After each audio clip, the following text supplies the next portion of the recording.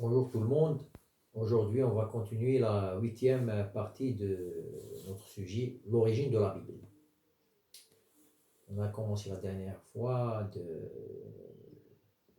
parler sur la critique biblique. Et on a dit que ici le mot critique n'a pas vraiment un sens négatif. Au contraire, il a un sens positif.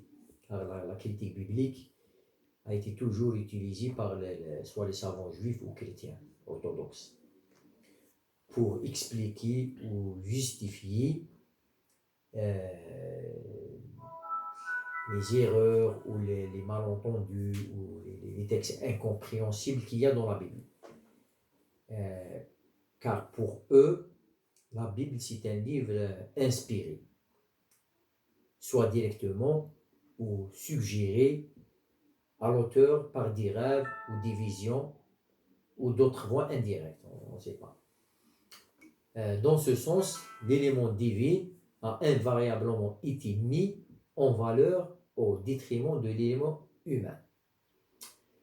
Les premiers rabbins de la Palestine et de Babylone, entre l'an 200 et 500, dont les discussions sont conservées dans le Talmud, ici le mot Talmud veut dire tout simplement instruction, chercher une cohérence entre les nombreuses déclarations de la Bible et la réalité vécue.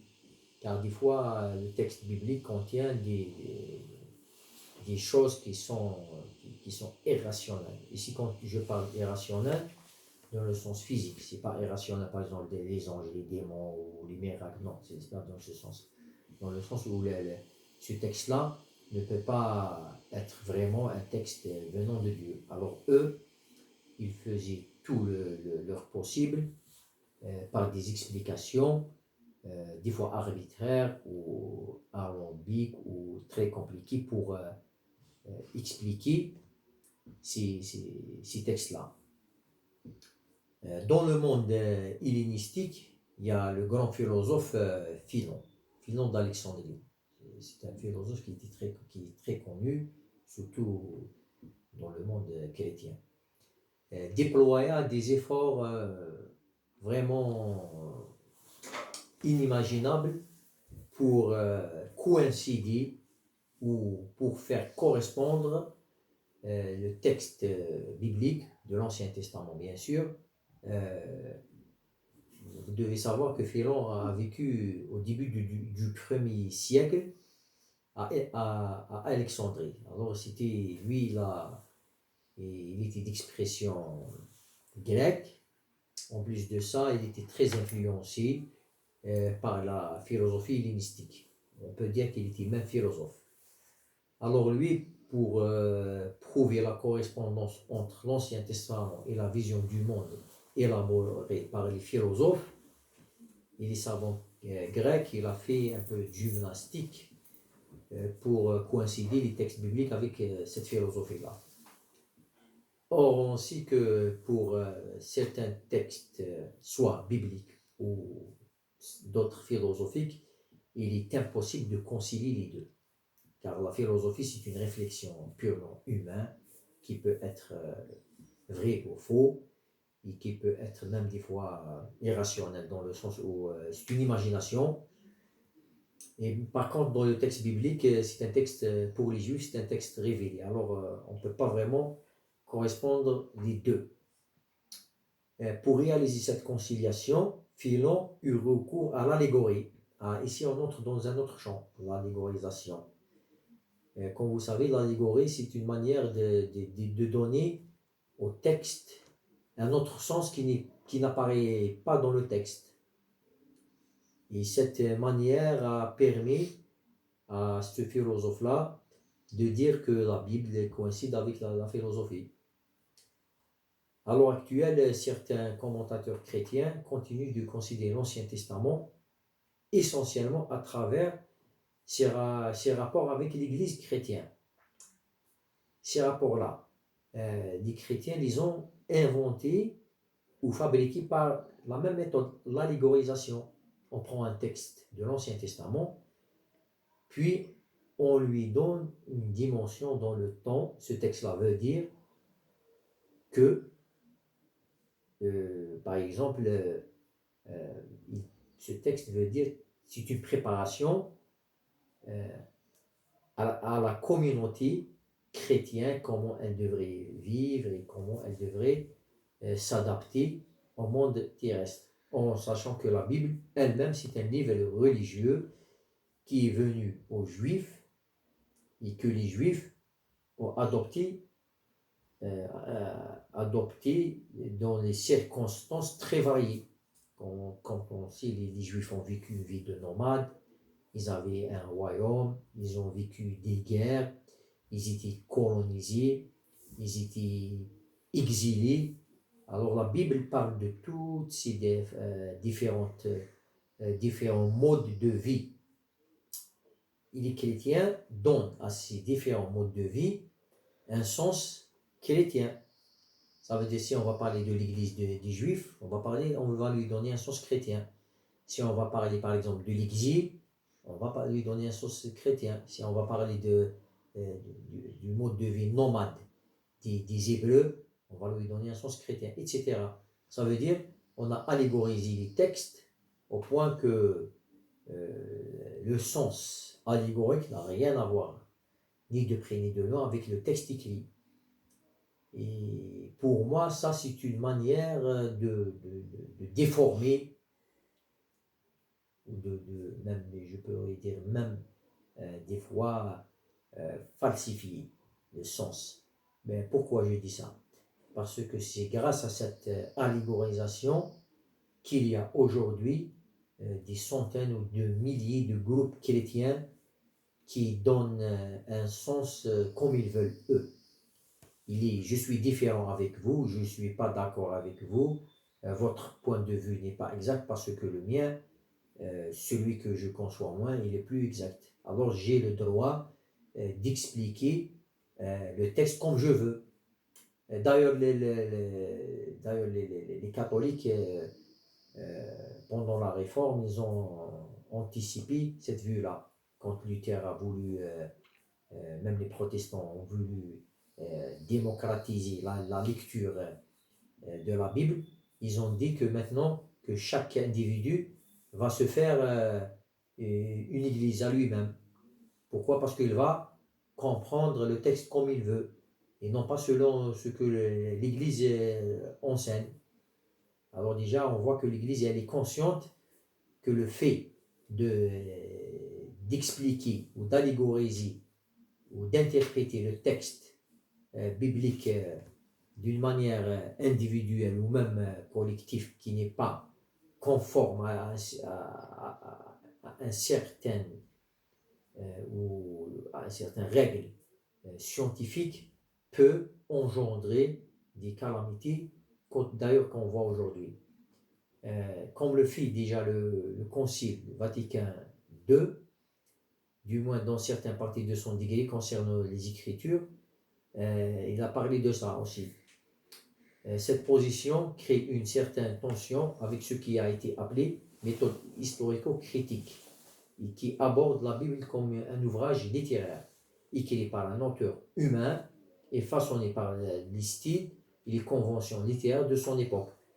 Alors vous voyez que la littérature biblique, la critique biblique, prend le texte biblique comme un texte littéraire et pas plus, qui est écrit par un être humain dans un certain période ou temps et pays. Ça veut dire le texte il commence avec un lieu et un temps et par une écriture, un style humain, purement humain.